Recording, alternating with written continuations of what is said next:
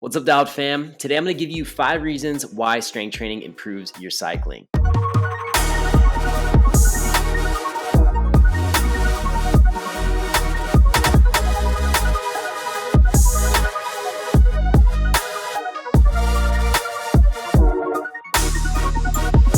Now we're breaking it down into a very concise list because I've found that even as someone who does strength training for cyclists full time, it can be a hard topic to clearly explain or to remind yourself why you're even doing it. Because if you're spending all this time in the gym, you want to know why you're there. And it's easy to get lost in the process. So with this list, you should feel more confident in your own training, and maybe you'll even convince a friend to start strength training as well, who's been a little reluctant. Now, I recently did an article in collaboration with TrainingPeaks, which you can find in the description of this video. So go and check that out, and also make sure you're subscribed to the channel for future strength training for cyclist content. So let's dive into this list. We have 5 different points, and I'm gonna go over each one of them briefly, and then we'll put them all up on the screen for you at the end to refer to. But point number 1 is the most obvious point. We're just going to get out of the way. Strength training improves your cycling because you literally get stronger. And you do that through 2 different ways. The first is that you get bigger muscle fibers. This is the adaptation response to progressive overload in training. So essentially you're breaking down your muscle tissue,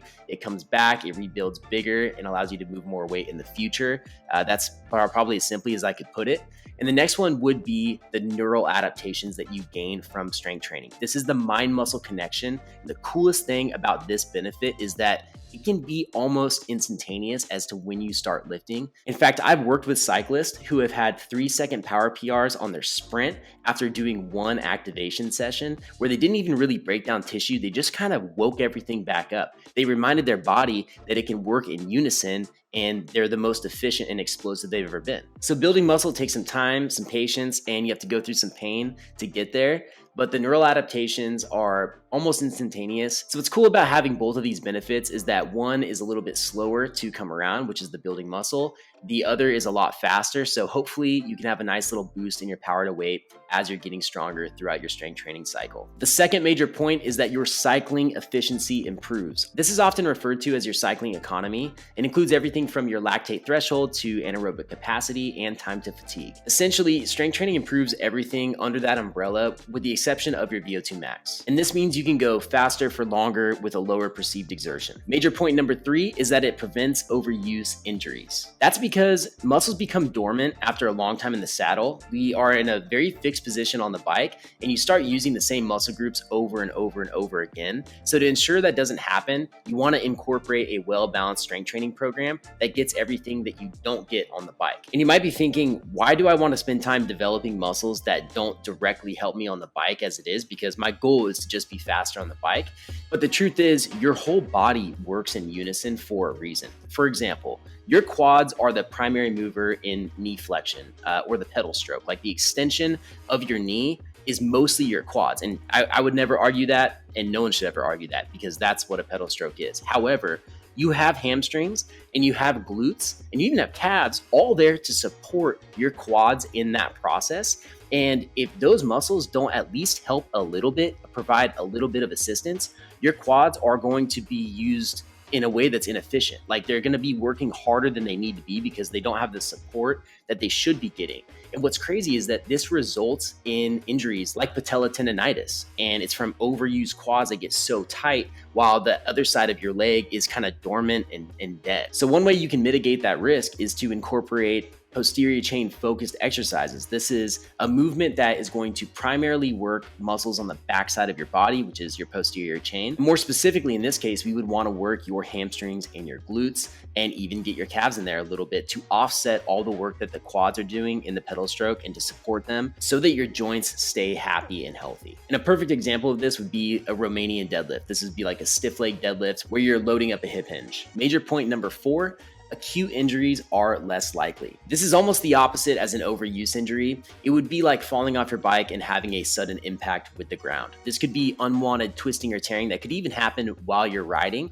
Anything that is almost instantaneous, like I wasn't injured and boom, now I am injured, could be seen as an acute injury. Now, technically, cycling is not seen as a weight-bearing sport, which I honestly find kind of weird at times because you're throwing down so much power in the pedals. And if you're really ripping on the bars, it can feel like a weight bearing sport, but it doesn't give your bones and your tendons the sufficient overload that they need to become stronger and more dense. But fortunately, strength training in multiple planes of motion does address this issue.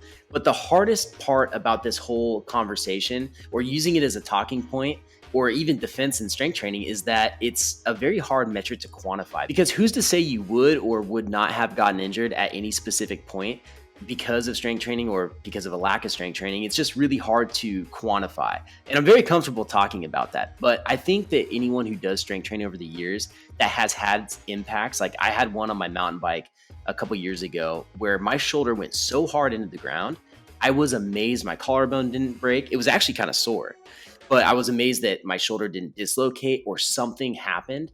And the only thing I could think of that prevented that from happening was strength training and maybe having a little bit more meat on my bones, maybe having a shoulder that's a little bit healthier, more mobile, and more balanced. And I really feel strongly that that's the case. But if someone were to say, oh, come on, Derek, you just got lucky, I'd also be like, I could have just gotten lucky.